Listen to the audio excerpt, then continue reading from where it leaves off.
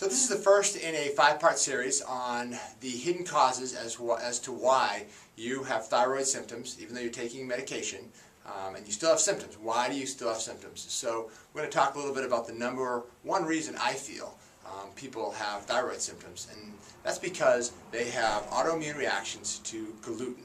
And you may hear about gluten. It's starting to get more and more popular, but they say that close to 40% of our society are predisposed to having gluten intolerance. And that gene may not have turned on yet, but when it does turn on, you now have your thyroid gland, which is your master gland, working really hard to try to figure out how to regulate your body. And you keep eating gluten, which is in bread, basically wheat, barley, oats, rye. Not always in oats. Oats can be cross-contaminated.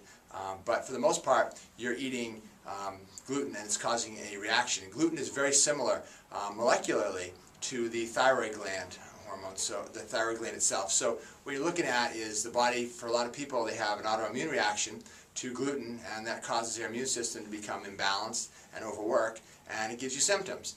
And what does your doctor do? Well, they give you a thyroid hormone, and they're actually looking at, it's kind of like replacing the light bulb.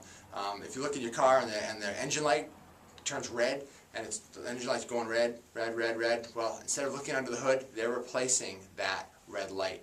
So you have to actually look under the hood, and that's what we do here. So that's the number one reason, I feel, that people have thyroid symptoms and they're undiagnosed, they're not diagnosed properly.